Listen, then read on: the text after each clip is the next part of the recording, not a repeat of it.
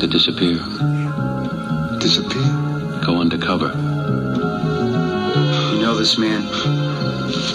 Who's here? I'm here. You're here. These victims are all the same physical type. What about him, Skip? Late 20s, 140, 150 pounds. Dark hair, dark eyes. Have you ever seen him before? I want to send you out there to see if you can attract this guy. How, where?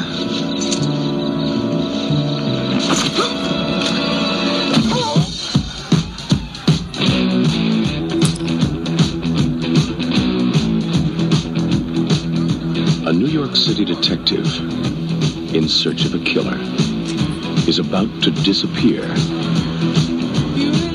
into the night. Is it dangerous? I can't talk about it. How do you know you're going to end up the same person when it's over? What he discovers will change his life forever.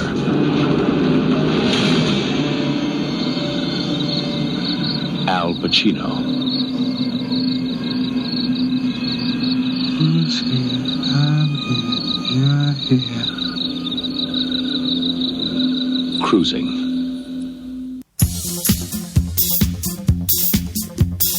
Welcome back. Welcome back. Oh, lordy, lordy, lordy. I'm trying my best trade voice for this crazy movie. Well, it's a good voice. Everybody out there listening, my name is Pete. And I'm Scott. And these are the movies that made us gay. Yay. Oh boy, this movie.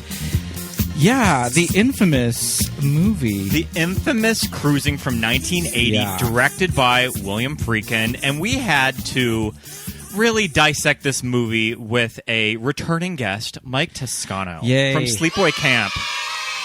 Welcome back. The love. Welcome back to the show, man. For this rascal of a movie. Thank you. Yeah. This movie. So boy. Cruising. I may or may not be wearing my rough trade harness. And yellow hanky? Yeah. We'll leave that up to the imagination. I was thinking the same thing. I was like, I wish I had a harness, but I don't own one. Well, it's interesting with like just sort of the leather community that it's turned so mainstream that just your fucking pedestrian gay guy in Los Angeles just has a harness in his closet. True. Well, we've got Rough Trade right there on Sunset Boulevard. It's easy to just walk in and grab yourself some leather or neoprene.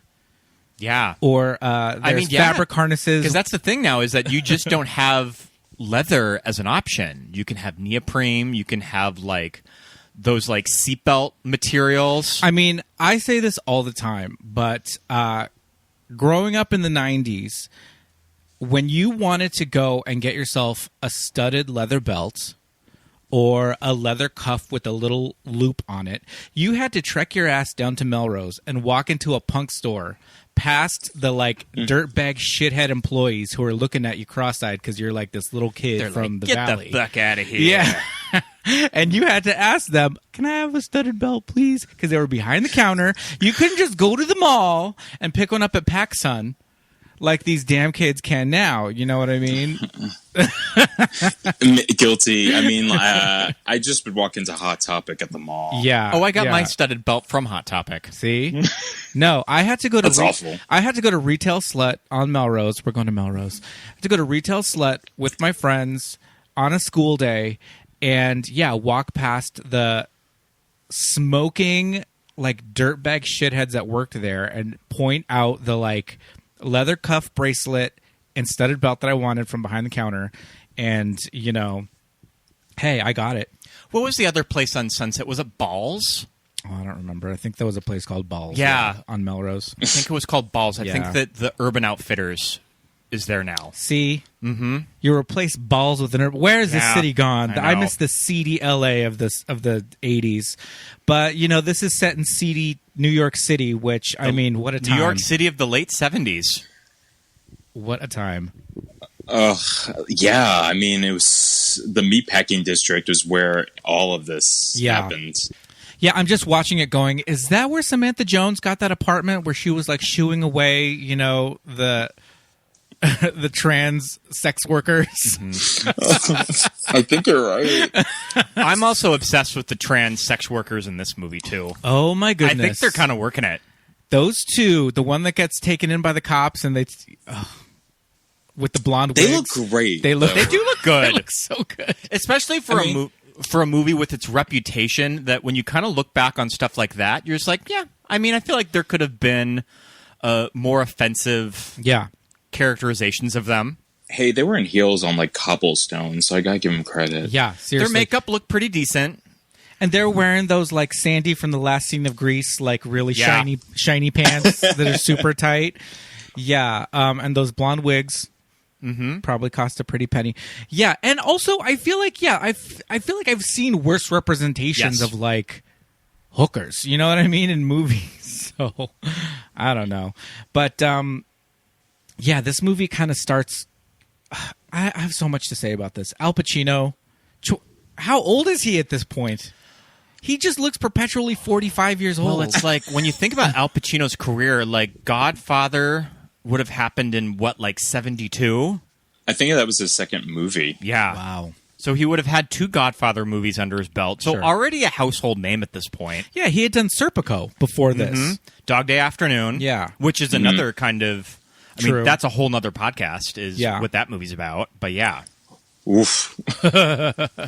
Really. So he's no stranger of just sort of, I mean, I guess for like a straight middle-aged actor, kind of out there material that a lot of his peers probably would have been offered this from their agent and said, oh, hell no. Sure.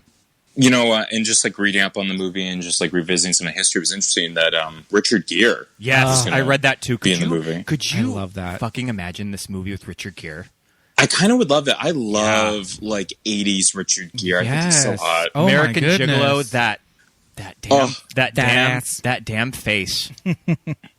Very pretty. Very pretty for this movie, though. Yeah. And also, I feel like it might have fit a little bit more because they're trying to, Paul Sorvino's character is looking for a cop that he can throw into this undercover situation that's going to be the bait for a serial killer. And you definitely want to pick up Richard Gere as the bait. Yeah, you want like a killer. trade-looking guy. And that's what brings me back to Al Pacino. Just looks like this Italian guy. Like, I mean, granted, there's an audience for that, and I'm sure some people find Al Pacino ravishing. The beautiful head of hair. But I think I think you probably would want to go for the pretty boy, the Richard Gere, and be like, hey, homosexual.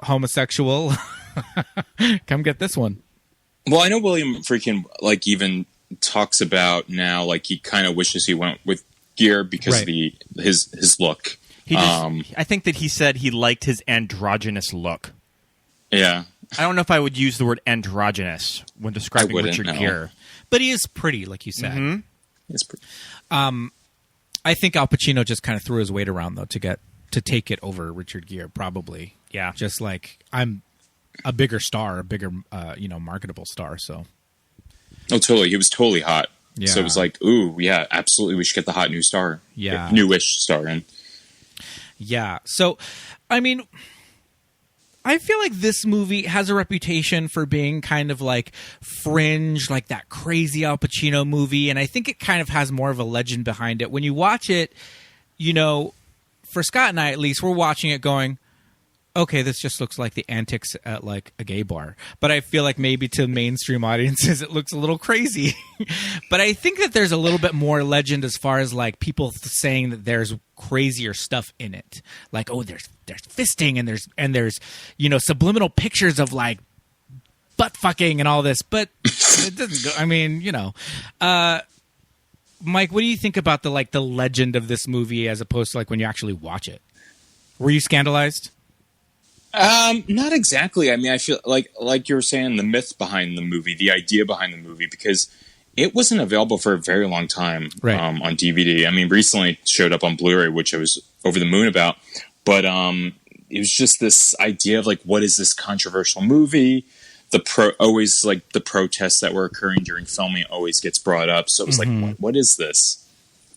Yeah, all that stuff is so crazy when you like learn about the protests and protesting as they were making the movie. Yeah, that's why there's some scenes that are totally ADR'd, and you're like, why did they loop this audio? They're just walking down the street, but people were like blasting air horns during the production.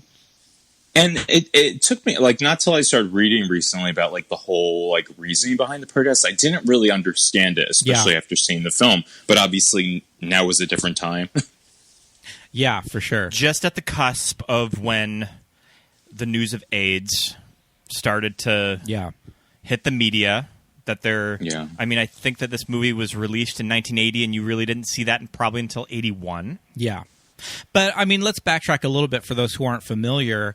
This movie was met by protests from the gay community. Yes. Because of the content, right? I'm assuming it got out that it's a movie about a gay serial killer. So just the concept of the gay people in the movie being portrayed as the villains, right? And I guess that's kind of was the main complaint. Am I right? Yeah, violence and sex crazed. Right. So when that kind of got out, then some groups kind of organized, and I think it was, what's the name of the organization that eventually came from this? Was it ACT UP or? It was a big, like, right? You know what I'm talking about. It was like a big, like, you know, gay organization in the early 80s in New York that kind of spearheaded, you know, a lot of gay rights protests and things like that. Well, it was interesting because it was like this, there were these protests occurring, and there were gays who were for the movie and gays who were against the movie. And of course, the gays who were in this movie were for the movie, you know, the whole leather community. Yeah. Because that's the other thing, when you're watching the scenes that take place in the clubs, you're just like, well, this is not central casting. No, these are the gays. I live for all these extras that just showed up in their gear. Oh man, just living their lives.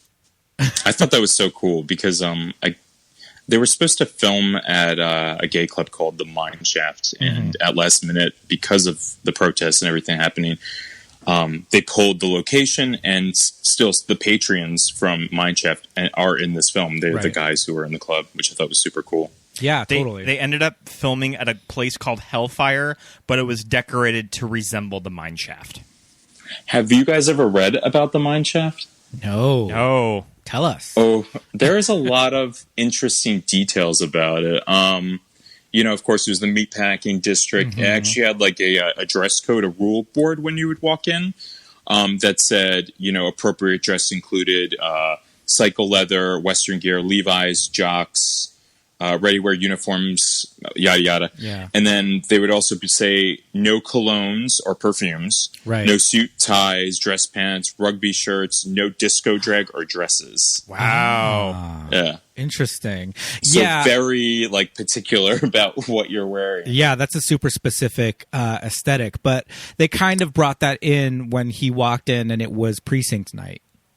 And they're like, well, you're not in a uniform, so you need to get the fuck out. And I was like, oh, that's kind of crazy. Because sometimes, you know, back when we were going to bars and you could go to bars, sometimes we would just go to the Eagle here in L.A. and it would be like a precinct night. It was usually Fridays. And what was always really funny about that is that Drag Race started to air on Friday nights. So that sort of messed with all their gear nights. So you used to just see all of the it'd be like the younger kids, the allies. It'd be a lot of like girls and straight couples that would come to watch Drag Race, and then round about 9-10 o'clock, the clientele would shift into these like fully end.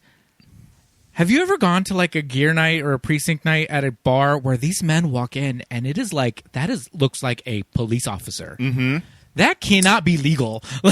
Like, I was shocked at how accurate these uniforms are. Smoking a big fat cigar, usually. God, yeah. It's kind of hot, though. Like, I'm pretty impressed by that. I haven't really experienced that extent. Usually people like half-ass it. Oh, no, yeah. I think, well, the thing is, the Eagle in L.A. is kind of, it's been around for a long time, and it's one of the last remaining, like, bars that does have gear nights, that have, like, leather, they have like Mr. Leather LA, pageants or whatever there. And so when they do have the precinct nights or the uniform nights, it's crazy. Yeah, I feel like you probably got to run from your car to the bar, because I don't think you can just walk around in the street like looking like that. Like, that's a ticket, because that's impersonating an officer. But at least here they're not kicking anybody out if you're not in in proper attire. But in New York in the 80s, they were just like, get the fuck out of here. And there's a big bar in downtown LA that's like the cool sort of hipster bar that is called Precinct. It's actually called Precinct. But Precinct's sort of vibe is that it does sort of cater to everyone. Sort of more its theme is just rock and roll instead of leather and cops. But still, when you walk up the stairs of Precinct, there's a giant Tom and Finland police officer like greeting you when you go up the stairs right on the wall.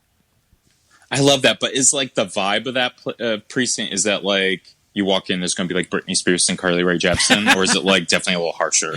It's a little harsher on the weeknights. On the weekends, they're trying to make those coins. So they have drag queens. They've got kind of more clubby nights going on, but the decor is for sure kind of harkening back to those seedy like New York City days, which I love.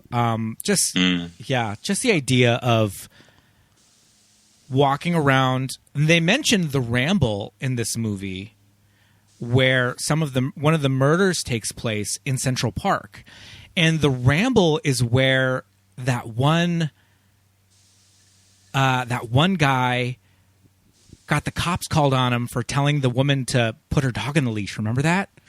Mm-hmm. Yeah, and that was in the Ramble, and that's like just a part of Central Park. So it's like, there was a time when you could just cruise. Granted, it was nighttime, but these people were just like fucking in the park in New York City. Like, that is insane.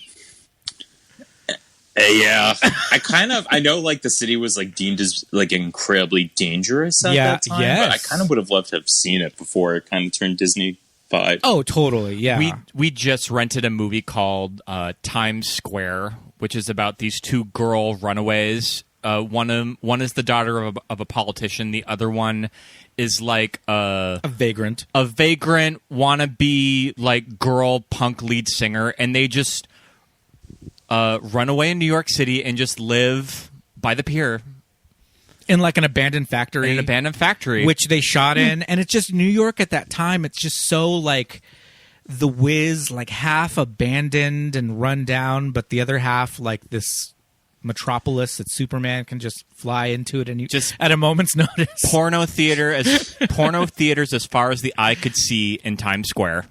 Yeah. We're never going to see anything like that again for a while, but we have it here in this movie. So what is your history with the movie Cruising? I'll definitely specify the movie Cruising. Mike, you mentioned that it wasn't available for a long time. So when had you first kind of become aware of it and like seen it really? I remember just reading about actually in the Celluloid Closet, the book. Yeah. And like it would just come up randomly, just like online as being almost like this deleted footage, and obviously it had a following from what I read upon, and I was just intrigued by it, like the fact that it was like a murder, a mystery. Yeah. I was like, ooh, this sounds like right up my alley. But it just wasn't available for the longest time, and I remember seeing it actually at Borders Books, and I just blind bought it. Yeah. And I remember watching it being like, what is this? Like, I don't really know what's going on. Like, I was kind of expecting a more straightforward film. Yeah. And obviously there's a lot of things that are left unanswered. And obviously through multiple viewings, I really started I loved it more and more with each viewing because I would pick up on something different. So it kind of felt like you're trying to solve this mystery yourself for me. Yeah, totally. I feel like I had watched it once. We rented it or something. What are the circumstances that we watched? Well, I remember kind of similar to you. I feel like when I was just reading up on gay film in like my mid to late 20s, I would always come across it, and I think that it was just on cable one night. Sure. And you just mentioned, "Oh, this is Cruising. Like this, This movie has a reputation." I'm like, I'm gonna have to like check this out. And we have a a super famous video store. Check out our newsletter. I go to Videotech in South Pasadena a lot, and Videotech has everything that's hard to get a hold of. That is usually not on streaming. They have bootlegs. And I went to the Al Pacino section because they have a little Al Pacino section of their store, and I picked up Cruising, and we watched it. And that was probably like 4 years ago or so. Yeah, but like you said, Mike, this movie has, on the one hand, it's what year is it? 1980.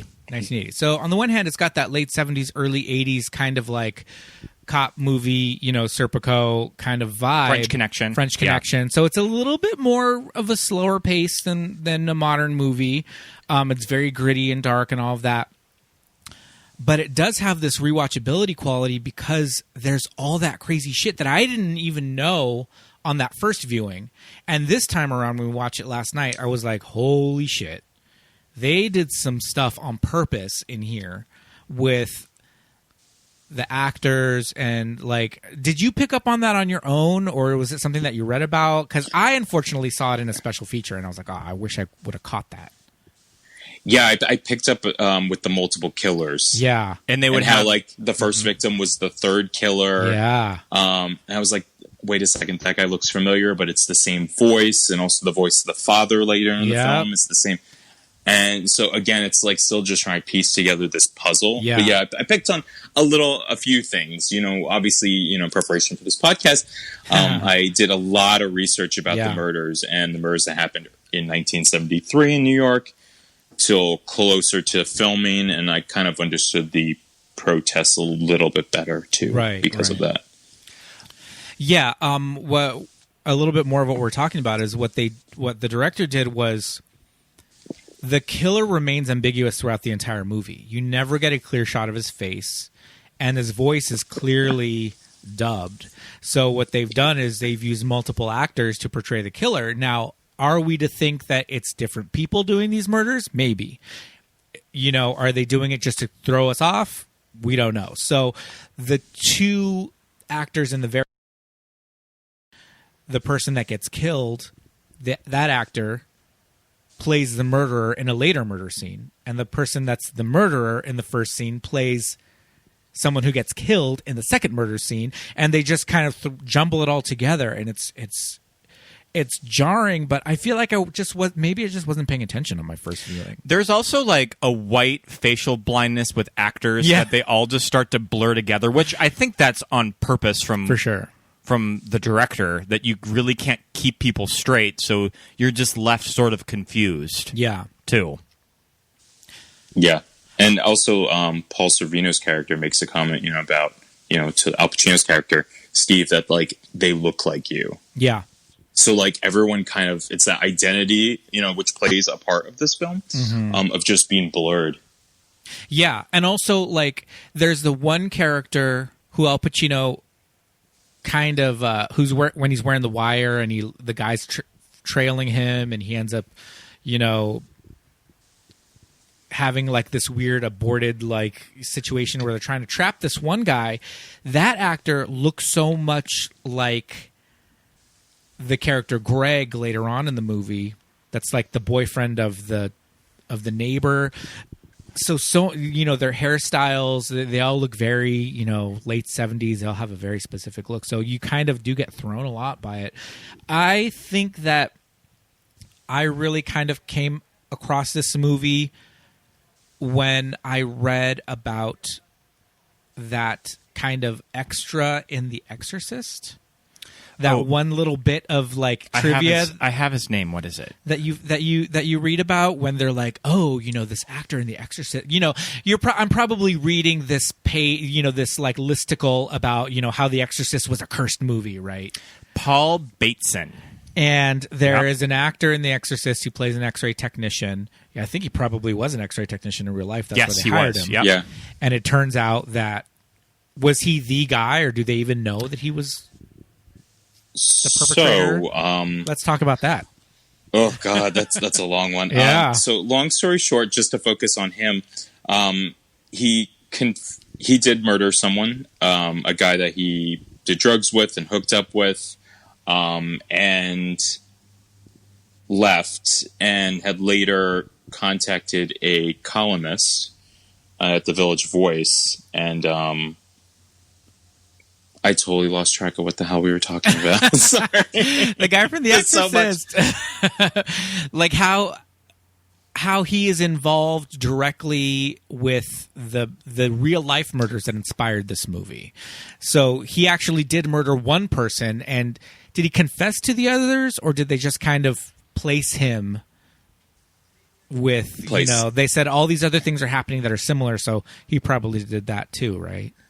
Yes, and it was to like reduce his sentence. But he said he doesn't really remember, like previously before that murder, because he openly says like I was drunk, like I literally like he has memory loss of like what happened. So I guess they threw to him, you take blame of these previous murders and we'll reduce your sentence.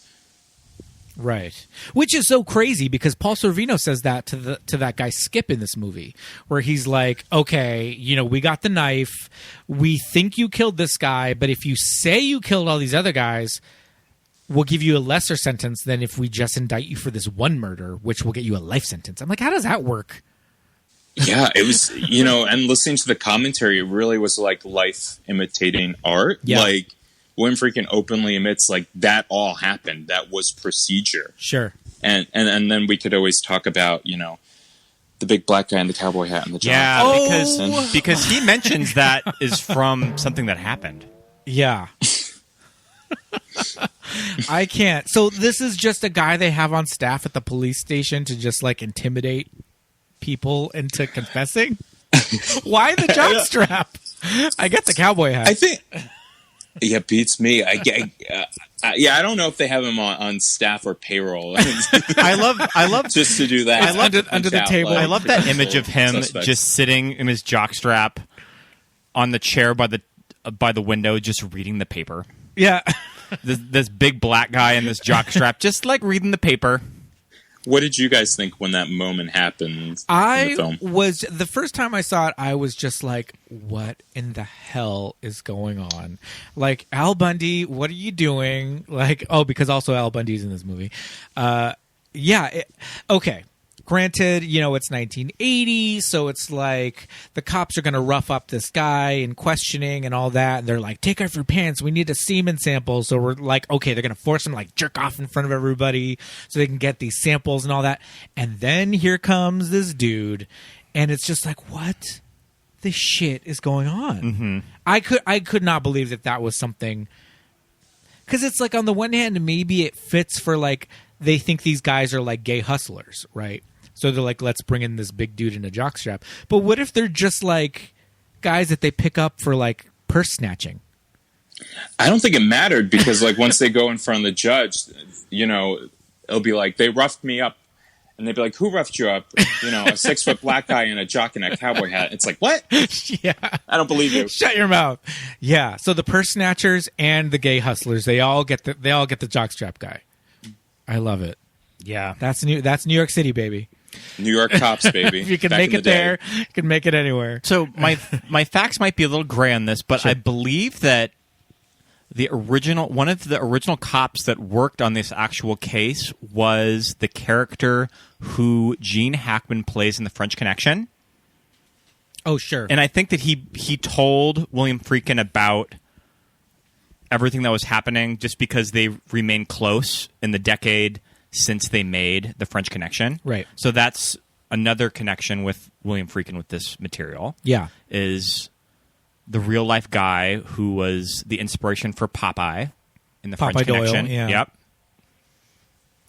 And the cop that that is in The French Connection, I mentioned in The French Connection, his story, considering he was an NYPD cop, he did do this. He did go undercover at the S&M bars, and he's in the film, actually. His name is Randy Jurgensen, and he's a lot in this film.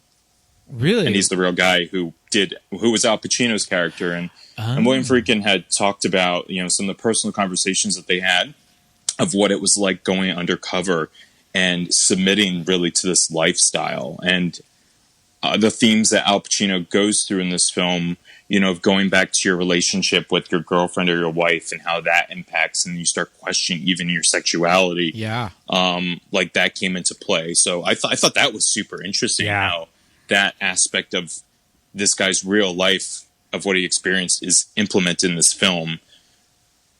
Yeah, especially because you can kind of see Al Pacino's like journey, you know, air quotes.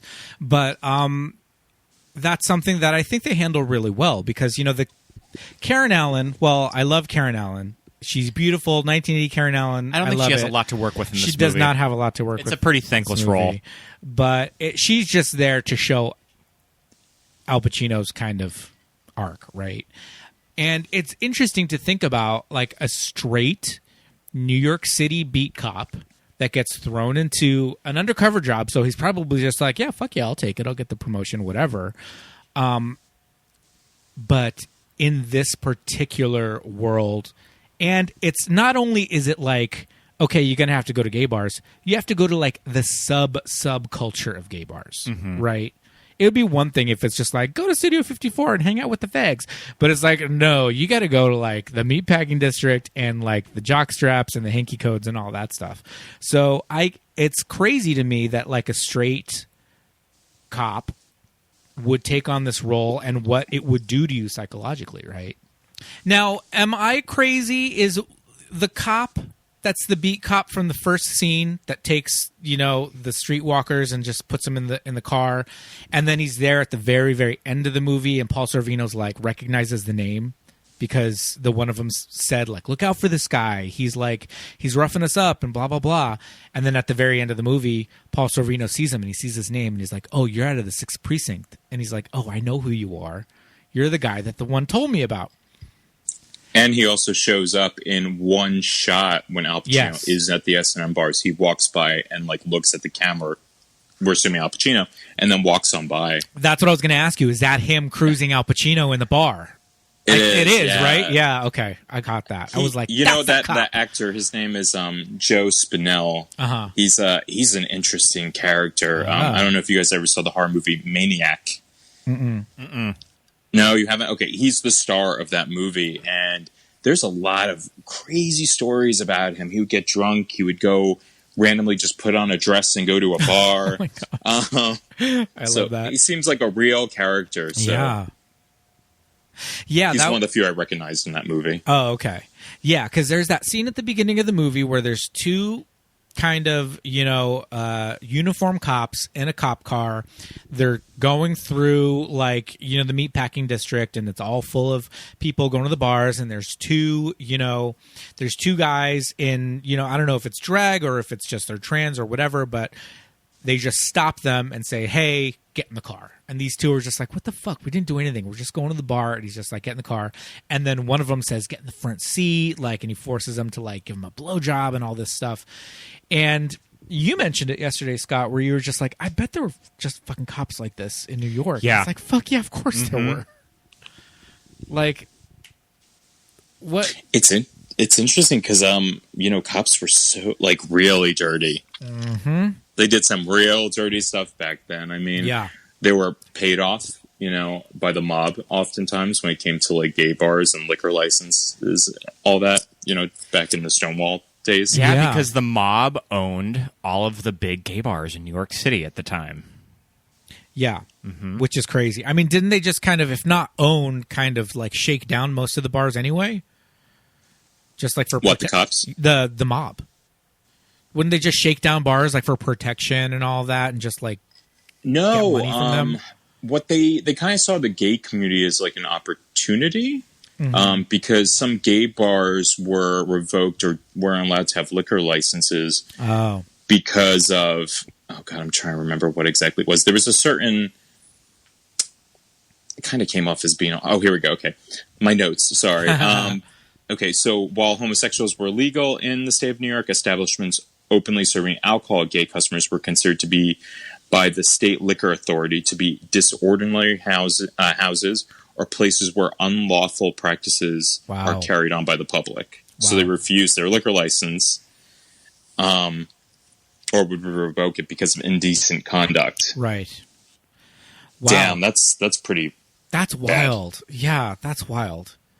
So it's like that kind of leads you to understand why so many of these places in this movie, you would see him going into these nondescript, half of them didn't look like bars. They were just doors in these old rundown buildings, and they would say members only and things like that, and you'd have to walk down these long, staircases, and they were in basements and things, probably just because they would get shut down all the time because that shit was illegal. They would pay off the cops though to turn a blind eye. Yeah. Like $1,200 a month or something just to turn a blind eye and just like not bother the clubs. That's crazy. Yeah. So I mean, if anything, even if you're not into, the bar scene, or if you're not into like, leather bars or any of that stuff, if anything, this movie is kind of like a history lesson. It's just a time capsule of New York in the late 70s. Yeah, this crazy snapshot. We mentioned briefly hankies and the hanky code. We have a little clip of that scene that I want to play because that was kind of incredible. Let's take a listen. Excuse me. Could I ask you about these? What about them? What are they for? Well, like blue hank in your left back pocket means you want a blowjob. Right pocket means you give one. The green one left side says you're a hustler, right side you're a buyer. The yellow one left side means you give golden shower, right side you receive. The red one means... See anything you want? I'm gonna go home and think about it. I'm sure you'll make the right choice. Yeah, that's a lot. Isn't that fucking fascinating, though? Yeah. I find that so fascinating. You just need like a manual. You don't have that shit anymore. Mm-hmm. No, yeah. And that's the thing. It's just this part of history that, like, hankies and bandanas and all that are just part of, like, fashion now, and just people wear them and girls wear them. And so it's like if you go to a gay bar wearing a hanky or a bandana, it doesn't really mean any of that stuff. But we were let's bring it back. I think we should. But my problem with it is that there's so many rules. We were at the Bullet in North Hollywood, and they had a little shop with T-shirts in the corner with just like a little gay-owned company that runs T-shirts, and they're just like funny little T-shirts. And they also had hankies in different colors, and they had like a card showed you the traditional hanky code. Mm-hmm. And I am not kidding you. It was like a Cheesecake Factory menu. It was so long. It could have been pages. I don't know. Yeah, I was like, what? And there's like blue and baby blue and like dark blue. It's right side of your pocket, left side of your pocket. Yeah, well, the right side is give and receive. So, I mean, maybe that's a little Rosetta Stone, but... Well, there's like one scene in the movie where Al Pacino's in, the club, and some guy... And we'll talk about how everyone's sweaty. I mean, yeah, everyone's like half naked or has no clothes on pretty much, or just a jock, but everyone's profusely sweating. Yeah. But this really sweaty guy like looks over and sees the hanky, and he goes up to him. He's like, "You're into water sports?" And he's like, "No, I like to watch." He's like, "Well, take that hanky out of your pocket, asshole." He gets so pissed off at him. To which I say, he's like irate with that. Mm-hmm. Yeah, don't put that shit in your pocket if you're not like actively looking for that thing. Yeah, but you don't be so aggressive about it. At least don't get the yellow one, Al. Yeah, why do you pick the yellow? That's what we were saying. We watch and we go, "Why'd you pick the yellow one, weirdo?" Not that that's a weird thing, I guess. If you're into it, hey, listeners, have at it. Listeners, if you don't know what we're talking about, just Urban Dictionary golden showers. No judgment. No judgment. You into water sports? No, I like to watch. Later. Yeah. If you like to watch, take that hanky out of your pocket, asshole. Asshole. Yeah. No judgment. Wear your yellow hanky all you want, people. I will say I will forever look at a can of Crisco. I will never look at it the same way. Was that Crisco? Oh my god. That shit blows. I mean, it blows gay men's minds if they're not super familiar with it. But yeah, fisting. Does it work? I mean, like, is it like an actual like lubricant? Does anyone use that anymore? I can't imagine that Crisco would still be in. I mean, there's No. I mean, can you imagine going to a hookup's house and you see like Crisco? I'd be like, no, I'm out. shocked. Yeah, I'd be like, oh god. I don't know. Is it water soluble? I feel like it's not. Are you cooking? Yeah. No, I'm not into it. Yeah, there's some artistically obscured shots of people in harnesses and arms being slathered in Crisco. Wow. Yeah. I love all of the random cutaway extras in the bar scenes. Yes. If anything, I want to see more of it in this movie. So you mentioned how everybody's super sweaty in this movie, and the humidity in New York City. I don't have to tell, especially I don't summertime. have to tell someone who lives in Atlanta about humidity, but I mean, I can imagine. I mean, in LA we don't have humidity like that, but I know when it's a club that's super crowded and you're dancing and all that, you get hot and it's really hot in there and sweaty. I can imagine in a New York City summer what that's like, and everybody would just be dripping with sweat. And I think they did that consciously in this movie to make it look super like that feeling of when you're at a club and it's full of people and it's you just don't care anymore because everybody looks like that. Yeah, because they're only really sweaty like in the club, really. I mean, everyone's wearing leather jackets for most of the part, like when they're like leaving. Yeah. But oof, I don't know. Me, I'd be like, oh, there's no AC in this place. I'm leaving. I'm out. I'm not ruining this shirt. Yeah. I can't imagine wearing full leather gear to a club and just being comfortable. That's why I'm not goth. That's the main reason. I would just sweat. Speaking of goth, I do love the scene of Al Pacino in this movie putting on makeup. Like he's drawing in his eyebrows. What is going on there? I love that. Because his eyebrows aren't like thick enough. What is going on? But he's just immersing himself into this world. Sure. He's going to the dark side. Yeah, that's putting just on this eyeliner. This like straight cop, just like, hey, this is what we do at this, in this world. So I'm gonna follow along. He doesn't quite get the harness though. Mm-hmm. Does he ever wear a harness? I don't think so. No, he's just shirtless. I think he's either just shirtless or just a sleeveless tee. Sure. Yeah, and he has some of the leather. I mean, obviously he has leather jacket and the glasses, and he has like the cuff. Bracelet, which he keeps on as he's having sex with his girlfriend. Yes, indeed. Yes, indeed. And then there are kind of some scenes that show him kind of submitting to this lifestyle. Right. I really enjoyed the shots of him lifting weights in the mirror. Grunting? And you get the amazing Al Pacino grunts. I mean, I love that shit. Here we have this.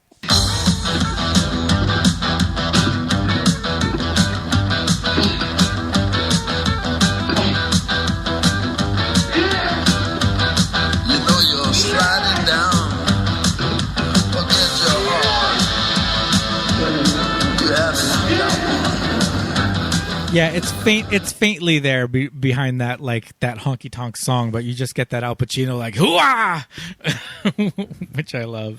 I'm gonna go make a few drinks. Hold on. Okay, sounds good. One moment.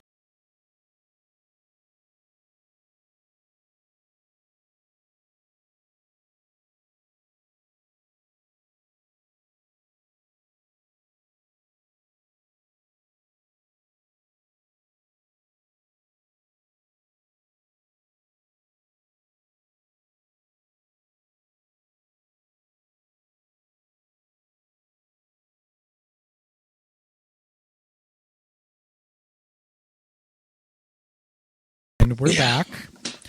So we're not even doing a I mean, what I was telling Pete of the thing about this movie is that I can't really explain the plot just because it's just so, explain the story of it because it all just sort of blurs together, especially in the last third where it sort of becomes a little more procedural. Yeah. That it's not quite as fun as the first 20 minutes. So it just sort of, and it's intentional that it just all sort of blurs together. Well, I really appreciate the ambiguity of everything. What I'm saying is the ambiguity of it. Yeah. But because they kind of are leading you down different paths with the whole idea of not knowing who did it. And are they kind of trying to include, I keep forgetting Pacino's character's name, but Steve Burns. Are they trying to allude to the fact that Burns is possibly a suspect? The trailer does, because the trailer has him singing the lullaby. The little song, the lullaby. Yeah. Who's here? We're here. I'm here. It's very Billy from Black Christmas. Oh, totally. Yeah, totally. I could totally see that. Yeah.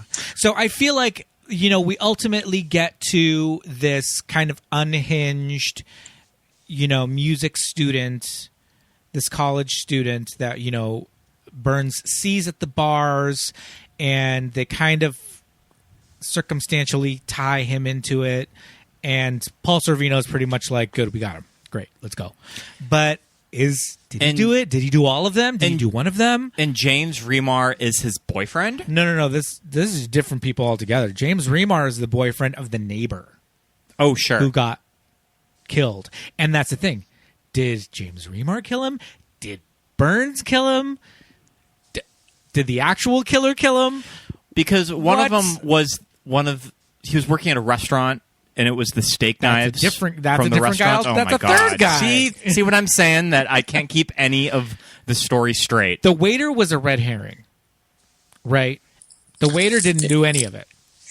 Yeah. I mean, to be honest with you, who knows? In just reading about the real case that had occurred, I mean, and all the murders that had taken place, like back in 1973. I mean, this goes back a very long time. Yeah. It's really strange because there's no way it could be just one person. Yeah.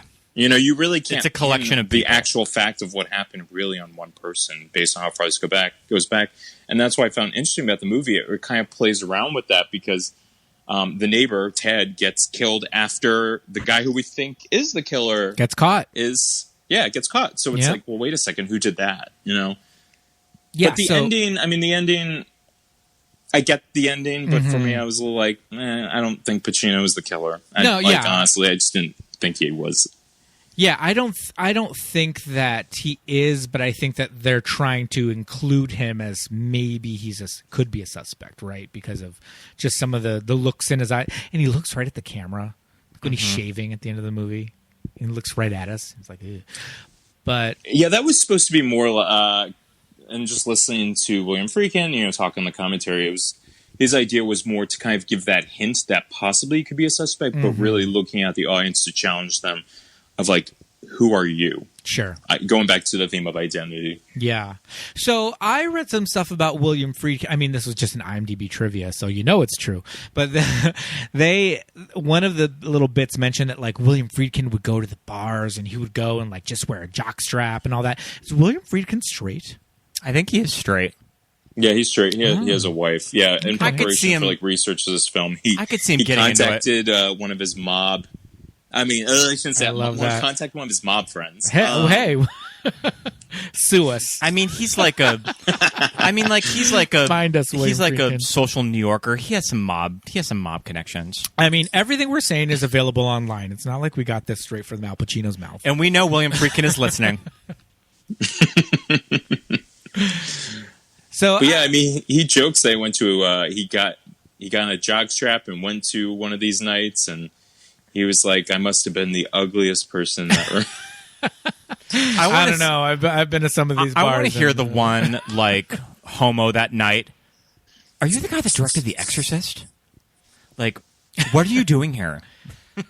It was a different time in 1979. I don't think that your average Joe in the street would know what William Friedkin looked like. But I like when you see the documentaries on this movie that dissect why he wanted to make it. He just thought the leather community of the late 70s was fascinating, and it just is a really interesting place to put a murder mystery in. Yeah. That he just thought that was really interesting. And there was nothing like homophobic about it, but he just thought that world would make a really good movie. And he's not wrong. Yeah. Sorry. Oh, yeah. And he's not wrong. And it's based on a book. I mean, yes. The book, though, doesn't talk about any S&M or leather community at all. It's really just a cop investigating murders that occur in the gay world. Oh, okay. That's literally just the framework of the book that he just took. And then based on, like, the stories he heard from Randy Jurgensen, he incorporated that, and plus also the murders, the body parts that were being found in the Hudson that was deemed fag in a bag case. He kind of just linked that together into this story. And I think it's smart. You know, I think it's super unique and different. Yeah. And ballsy, too. I mean, to release this movie. Well, especially that this community was not mainstream at all, too. That, like, it would have been, like, fringe of fringe. Yeah. For the time. I mean, to go back to what you guys were saying, I mean, imagine, like, a straight couple going to see this movie and, like, the fisting scene. It's like... Yeah. Oh, boy. Yeah. I can imagine people just being like, no, it can't be like that. That's not real. Yeah, some of the stuff we're watching and we're going, all right, jock straps, sweaty guys. You know, they walked into one of the bars at the very beginning of the movie, and I was like, yeah, that just looks like an eagle here. So on the one hand, I'm just like, yeah, this is par for the course. But then, yeah, I'm just thinking, there's not these kinds of sex acts going on in bars, at least in L.A. Well, I feel like I've always heard stories about what the fault line used to be like in Los Angeles. That you kind of used to see activity like this, but that's all since gone away. Oh, no, yeah. That you could possibly go to the fault line and see guys fucking on the pool table. Yikes. Mm-hmm. But yeah, gone are those days, though. Indeed. Which is kind of sad. I mean, I know it sounds bad, but it's like kind of sad. You know, no, I totally get it. Yeah. That kind of also just disappeared. I mean, you know, it's hooking out, but yeah, I mean, AIDS wiped that completely out. Mm-hmm. Yeah, for sure. We talked a little bit about it early on, but you know, there were these protests that were happening during filming, and these protesters tried their hardest and actually succeeded in some cases in hijacking the shoot of this. And you can kind of tell in a couple of early scenes with Burns and Ted. Is the neighbor Ted? Mm-hmm.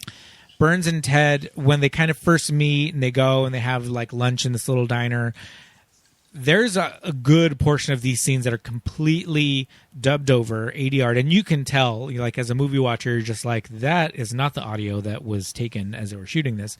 But it was because the audio was so bad because these protesters were blasting air horns and, you know, making this ruckus to disrupt the shooting of this movie.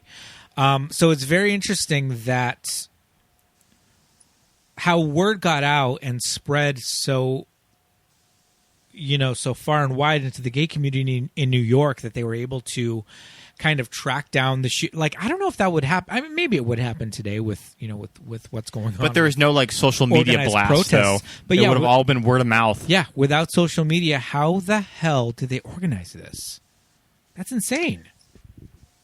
Yeah, that is a very good point. The only thing I can think of is maybe like someone got like a hold of like a production like location list. Yeah. I know this was very much spearheaded by Arthur Bell, who's a gay journalist who got like a copy of the script, and he went crazy on this movie. Yeah, and just like a phone chain or something.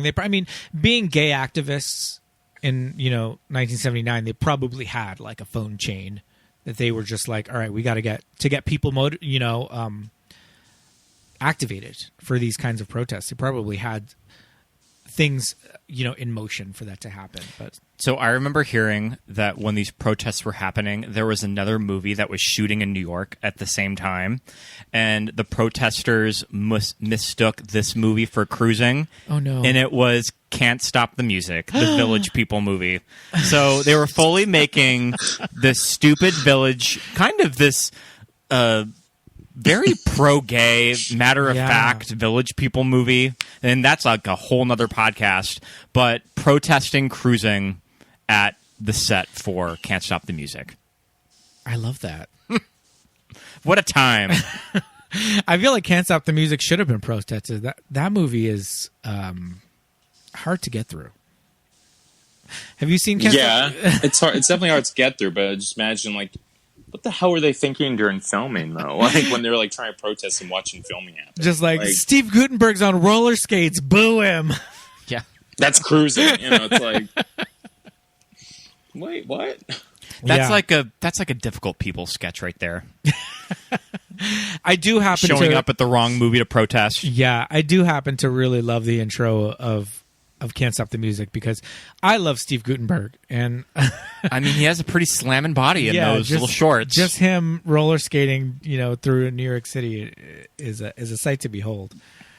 But yeah, and from everything that I've read, that William Friedkin and a lot of the producers were talking to these protesters as they were making it, too. Sure. That they would take meetings with them. Like to engage them. Mm-hmm. Yeah. That's smart. A lot of good it did them. Yeah. Did they actively protest through the shooting of the entire movie? Because really, you only get those ADR, looped dialogue in a couple of scenes. Yeah, like the outside location, because everything would be shut down. But also, like, in the scene, like, in the diner with, like, Ted, I mean, I know there's a story about, like, I forgot his name, the actor who plays Ted. Mm-hmm. He asked Al Pacino if he could, like, experience running through, a crowd to jump in a limo, because the protests were literally outside the window. Because they had to get Al Pacino out of the location, so they had to go, because there was no back way, so they had to go through the front, through the mob of people. Oh, so they had Al Pacino's bodyguards like pretty much just plow through these people to get him in the car. I would have done what Ted did. I would have been like, "Hey, can I go with you? Because that looks pretty fun." Hell yeah, that's amazing. I was going to say, but I love that. But there's also a sect of gay men in New York at this time that were completely all about it. Like they just sort of got it. Yeah. That this is a movie about a certain sect of the gay community, not about the gay community as a whole, and they were all about being extras in this movie. I think it's portraying them matter-of-factly. Yes. Because when you watch something like Freddy's Revenge, when, there's a scene in like an S&M bar. It's just so weird. It doesn't seem staged by a bunch of straight people. Yeah, it's like there's really fantastical and like not accurate portrayals of this scene, or just completely erased. And then this movie, which is, I mean, I don't know if it's as neutral as it could be because it's the setting of like these grisly murders. But on the one hand, the portrayal of these bars is just like, this is what it is. Authentic. Yeah. It's a little more authentic, yeah. So, I mean, yeah, I can see that these extras, or that these people who are just at these bars, and this production company comes in and says, hey, we're going to shoot this. Do you want to be part of it? They're just like, fuck yeah, let's do it. Mm-hmm. There hasn't really been anything like that since then, really, of this. I mean, I don't know. Well, I think... I'm trying to remember. I think Quentin Tarantino made a comment about this film that, like, that's why he believes that people enjoy it so much now and that it has such a following, because it's nostalgia to a time that many didn't either experience or they remember. So it's like, I definitely is interesting. I mean, as we're talking about, like, the hanky code and what New York was back then, and just sex and fisting going out the bars. I mean, we're probably never going to ever experience or see that in our lives. Yeah. I mean, maybe we have, but it's definitely just a very specific time in gay history. Yeah, for sure. And I mean, at least we have it and we can watch it, and it's, even though it's a fictionalized account and it's against the backdrop of murders, it's not like this happy story of like... I don't think it quite forwarded gay rights for the time, but yeah. Let's do a romantic comedy taking place in the 1979 at S&M Bar, New York. I was gonna say, what would be the positive portrayal of this subculture? You know, just like a meet cute. It's interesting when you look at William Friedkin's career because when did he make Boys in the Band? Was that kind of the late 70s? William Friedkin directed Boys in the Band? Where the hell have I been? He did that in 1970, so it was 10 years before Friedkin. Damn. Which is crazy. That movie is a whole nother episode. True. I watched it for the first time recently. What did you think of that movie? I mean, we won't get too deep. It felt like a stage play, definitely. And I was like, oh, it is a stage play. It's based on a stage play, duh. It was good. It was definitely good. It was good. I'm excited about the Ryan Murphy version that's coming out. Yeah. And nothing like it had ever really been done with gay men in a mainstream movie released by a major studio. Yeah. That you would have never, none of the characters are coded. These are gay men living out in New York, going through their own demons. I gotta give the man credit. He chooses things that aren't easy. Yeah, for sure. I'll still take The Exorcist. That's my favorite Friedkin movie. We need to do an Exorcist viewing in October. It's been a while since I've watched that movie from beginning to end. We saw a drag Exorcist performance that was fucking wild. It was pretty crazy. I remember I brought my sister-in-law to her first drag show, and that was a hell of a one to just be introduced to drag with. Crazy Reagan just crawling around doing the spider crawl. That sounds so fun, though. It was wild. Yeah, her makeup was pretty good, I have to say. And the same queen who did Reagan in the nightgown with the full vomit face spider walk comes out the same night and does Michael Jackson Beat It. That's pretty awesome. Wild. That's a good about that. Yeah, wild. This one was she was a real deal. I can't remember her name, but that was great. So, yeah, this fucking movie. Is there anything else left to talk about? What else you got with Cruising? What else do we got for it? I mean, okay, so ultimately the tone of this movie it is very I hesitate to say dated, but it doesn't have the same feel as a modern, procedural something like Zodiac maybe. I mean, it's a movie from the 70s, that's for sure. Yeah. But I think that for gay people, if they're interested in just kind of history and pre-AIDS, what kind of nightlife and all of that was, I think it's kind of a decent portrayal.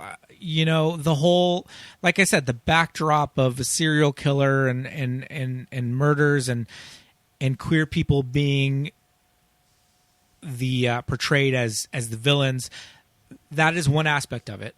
But on the other hand, I think it's a pretty wild depiction of mainstream media showing gay life from a time that is completely gone.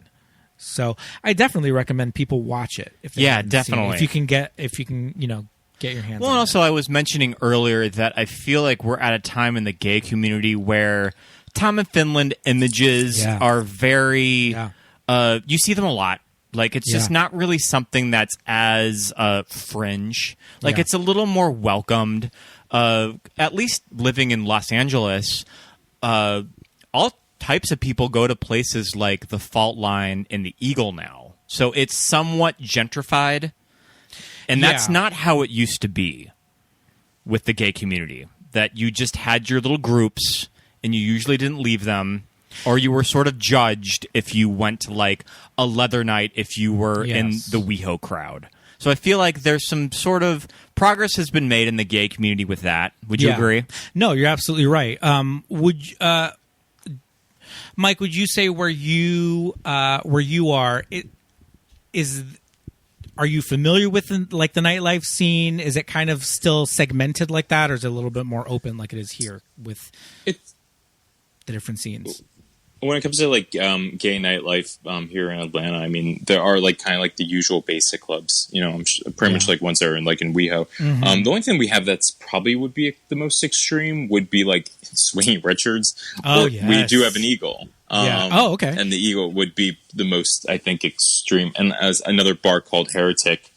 But again, yeah, it's kind of just a mixed crowd. It's not like that members only type of vibe. Yeah. Like, Is Swinging Richards a strip club? Like which one? Swinging Richards. Yeah, that's a strip club. I was gonna say, like, you see that in Portland. You don't see that here because there's a lot of laws with like whipping out your dick when you're on stage. So you don't really see it in Los Angeles, but you see it in places like Portland. Mike, have you seen the Swinging Richards documentary on Amazon Prime?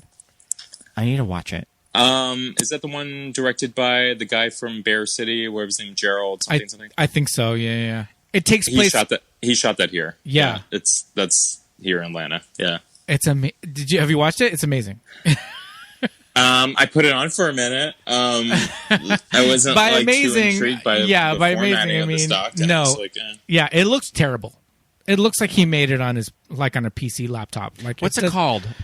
Oh, God. I think I've seen it on Prime. All male, all nude. Yeah, something like that. Yeah, but it's set completely at Swinging Richards, and I was just like flabbergasted because we don't have male strip bars like that in LA. That's what's fun about going out in Portland is that what's the strip club in Portland? I can't even remember what it's called. Oh, yeah, we'll it's a lot of fun. Yeah, I mean, gay nightlife. It is very segmented. You know, you can go if you just want to go and dance to like pop music. You can do that. If you just want to go and have a beer at kind of a more locals only kind of a place, you Rage can do that. just closed. Did you read that? I did. Yeah, Rage is West done. Hollywood. I heard. Not that we would ever actually go out to Rage. I have not. Even if the bars were open. I have not been to Rage in. It's been a hot minute, and I think I lost my credit card last time I was at Rage. Oh, jeez. Yeah, that'll do it. They had a good buffet. No, I wouldn't know. But yeah, I think cruising kind of. Yeah, I would say it's important because it is this this portrayal. It's this snapshot of a bygone era. Yeah, it's totally like a documentation, but like I wish more gays were interested. I mean, in the history of it, like even Tom of Finland that you were mentioning, I'm like, cool, people know what that is, but do they know the backstory? Do you know know the history behind it? Like, I'm personally interested in that type of stuff, but I don't know if others are. Hold on, I'm getting out my giant Tom of Finland book that I just and the bought. Price went up to $80 it's on like, Amazon. Oh my God. It's like about 50 pounds. It's really heavy. I just got the giant Tom of Finland coffee table book. The Taschen Tom of Finland book. Yeah. It's a beaut. It is. It's pretty cool. I mean, I felt like I was pretty familiar with Tom of Finland, and I opened up that book and was just like, I went and I grabbed a string of pearls and put them around my neck just so I can clutch them. I was like, oh my goodness, there is some deep stuff going on. Did you watch the Tom of Finland movie that came out, like the serious biopic movie? I did, but for some reason, when you said about pearls, I was like, a pearl necklace? What are you about to say? Sorry. Can you imagine? Yeah, it's something. And I mean, you're absolutely right. It's kind of all over, at least in LA. Tom of Finland imagery is all over just like every single gay bar. Its fingerprints are everywhere in I think mainstream gay culture now. And I think for gays of a certain age, it's just like, well, you see it and you're just like, oh yeah, well, that's just, that's like gay bar art or whatever. But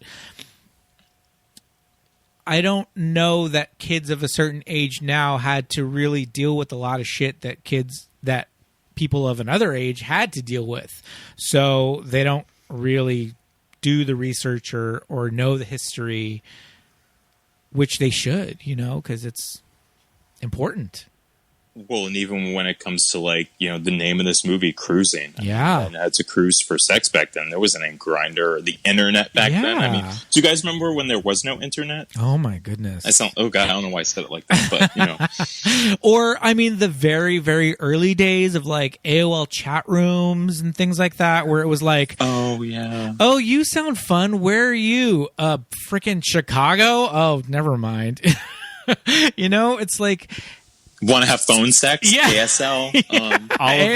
All of the notorious cruising spots of Los Angeles, like Borders, in Sunset and Vine. And like Vaseline alleys. Every city had a Vaseline alley, where it was like behind the sex shop or behind the gay bar.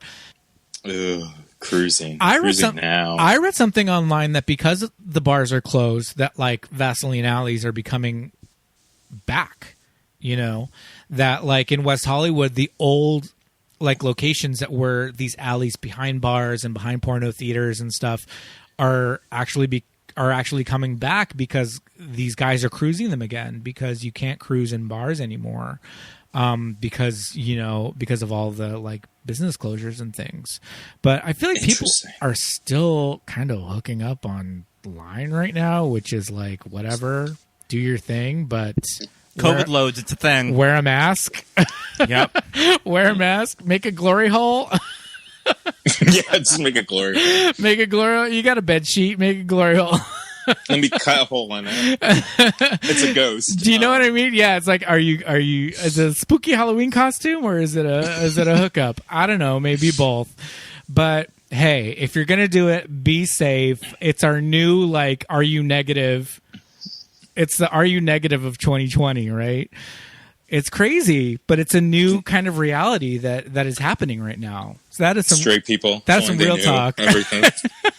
I was going to say, like, my mom does listen to this podcast every week. Hi, Mom. If you're listening, this is going to be an interesting episode for Lori. We'll tell Lori to skip cruising. I'll give her a little heads up. It's a little cray. It might be educational, but too real. You also may want to skip this one. Too real. It goes with the movie. Exactly. But we'll also give out some timestamps. Skip ahead 20 seconds at the 1 hour mark. But that's the thing that makes being gay fun, is that just blowing straight people's minds about just the day-to-day conduct of gay men. I agree. This is the episode where we're giving away all the secrets. Mm-hmm. I'm gonna gay secrets. Yeah, we're giving away all the gay secrets on this episode. I'm gonna put a disclaimer. Okay, well, we should probably talk about if we have any final thoughts on cruising and this kind of this piece of history, really. Scott, do you have any final thoughts on cruising? Yeah, I think it's interesting when you revisit the movie, kind of knowing that it has this reputation. It's interesting that it's not as shocking as you might think it would be, or it's not as homophobic as it's made out to be. Right. That this is just a very, this is a slice of the gay community from the late 70s that does not represent it all as a whole, and it's just kind of fascinating just to see it. Mike, do you have any final thoughts on cruising? Do you recommend people to watch this movie? Yeah, I definitely recommend the movie just to be open-minded about it, and I don't want to say don't take it so seriously because it's a very bleak movie, but just appreciate it for what it is at its skeletal form of it being a murder mystery. Because even watching it now, like it's funny because like watching it now, I'm like, this kind of feels like an Italian giallo to a degree. I mean, a hand is floating in the Hudson that is found, and that's how the mystery begins. So have fun with it. That's what I recommend. Not the type of movies that studios make now, starring a major movie star. No. Mm-mm. Yeah, for sure. Yeah, I agree. I agree with that. I buy what both of you are selling. I would say that what kind of dates the movie the most, I don't know if you would even say dates the movie the most, but you can see that it's definitely a product of movies made in the mid to late 70s, that it's very psychologically driven, that you're seeing Al Pacino's character kind of go to the deep, dark rabbit hole of this universe. That's super 70s. What is it, Faust? Yeah. Is it his Faustian journey into the underworld? Yeah. Yeah. But you used to see movies like that a lot in the 70s. It's true. Yeah, but it's so cool. I mean, I love the scene in this movie where he's in the bar and the guy asks him to dance and gives him a handkerchief that's soaked in poppers, and he's getting fucking high, and he's looking over at the guys that he suspects might be a killer or killers. And I just think, and he's dancing like crazy, like he's gyrating on the dance floor. I love that moment in this movie. Al Pacino is committing to that scene. Yeah. It's almost like borderline funny the way he's dancing from like our perspective now. Yeah. But looking at it in the perspective of this film, it's good. He's just letting go. He's seeing guys fucking. He's seeing a guy getting fisted. He's seeing guys making out.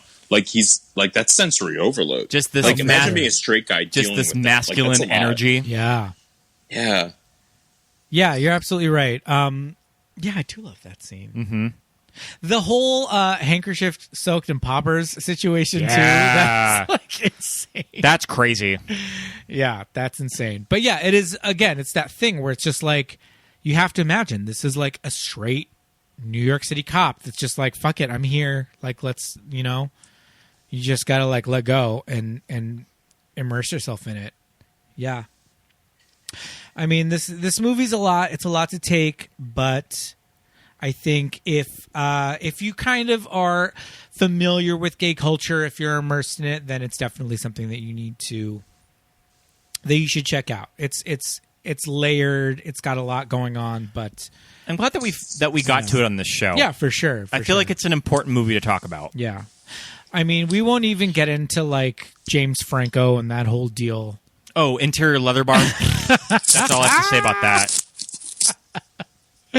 Yeah. That's an easy wrap up though. Like, did anybody see that? I didn't see it. I threw it on for like a second. And I was like, this is bullshit. And I just turned it off. I was not pleased with it at all. Cause it was like cruising was supposed to be like 40 minutes have been deleted. And then basically James Franco was like, I want to do a movie about the 40 minutes that was deleted from cruising. And William Friedkin was like, it was porn. I literally overshot like the fisting scenes and the scenes so the MPA wouldn't be on my ass so we could cut it down. And he was like, oh, smart. okay. That's actually a pretty smart tactic because it seems like... It's one of those ways to get around the MPAA. You give them too much so that when you take it back, they're like, oh, better. Sure. I get it. And you don't want to cut stuff that's like... important to the plot. Yeah. And to follow it. Well, there's a funny story that Friedkin talks about in the commentary about how he gave this a private screening to the head of the MPAA with all of it in it. Everything. Close-ups of fistings. Like, you have to shock them right out of the gate so when you pull back, they're going to be like... Yeah. Well, it's funny because like the producer, I want to say his name is Philip D'Anato, he... and Friedkin were there having dinner actually with this person that they knew who was the head of the MPA, and they screened it and they would hear him like listening to the movie and he'd be like, oh no, oh no, and then he would take off his jacket because he'd be like, oh god, and then he'd be like, oh no, and then he's like, the producer would be like, Dick, what did you think of this movie? Knowing full right that like there was no way it's gonna pass. Super smart. Yeah, totally. I love that. I feel like you couldn't get away with that shit now. No. Oh, man. Mm-mm. Oh, well. I mean, this movie, it's a trip, but, it's definitely worth the watch or the rewatch, really. Do we have anything else? I don't think so. I don't think so. Mike, this has been a lot of fun.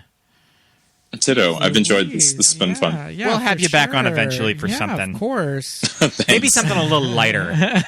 I know this was kind of a bleak one to record. No, but it's a lot of fun talking about just how crazy and out of control this movie is. But thank you so much for coming on our show for a second time, All-Star. Thanks for having me. Yeah, you're very welcome.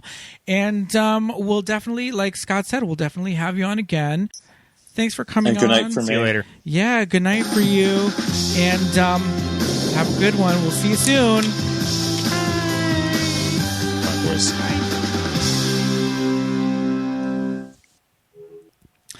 And thank you so much for listening, everybody. It's time for our Patreon shout-outs. Yes. It's time for our Patreon shout-outs. Scott, would you like to read them all today, starting from the bottom? Yes, we'd like to shout out Mitchell Ralston, Rufino Kabong, Christine Alsher, Nick Thomas, John Miller, Jessica something, Jim and Melinda, Aaron Bent. So... fun fact about Erin Bent, I went to homecoming with Erin Bent. Aww. She was my homecoming date. Thank you so much for supporting us, Erin. Thanks so much, Erin. We love it. And our newest Patreon. Subscribe today, M. Lamelli. Yes, indeed. Thank you so much, everybody. And patrons, check out your inboxes. You got a new newsletter. We've just decided that for our $5 a month patrons, that's what? One trip to Starbucks? Oh, $5? Starbucks is even more. Yeah. So skip Starbucks once, and what do you get? You get 2 newsletters a month. 2 newsletters a month. Get out of here. We just sent out our second newsletter for the month of September. It's super duper fun. It's really funny. We've got some really great stuff in our second newsletter. And you're going to get 2 newsletters a month. I know we said 1 newsletter a month, but hey, there's too much news for 1 a month. And we're having lots of fun writing the newsletters. So the second one went out today. So check your inboxes, patrons. And we're also going to do our second... We're going to be doing our second movie commentary for the $10 a month patrons. Our second Watch With Us. We originally said 1 Watch With Us commentary per month, but we're going to do 2. Again, a month, we got plenty of time on our hands. And for October, I think that we're just going to release our Psycho episode for patrons. Yes, indeed. That we recorded with the intention to have it be released on Halloween, but we were just so exhausted last year that we just didn't get to it. So it's going to go up on our Patreon. Do you want to give all of our patrons the Psycho episode? Yeah, everybody. Yeah. Everybody. Sure. Everybody all of our gets patrons. All tiers of Patreon, you'll get the Psycho episode in the month of October. How about that? So if you want to contribute and support us on Patreon, go to www.patreon.com/Movies That Made Us Gay. It's as simple as that. You can also find us on Instagram and Facebook at Movies That Made Us Gay, and you can find us on Twitter at MTMUGPod. Yes.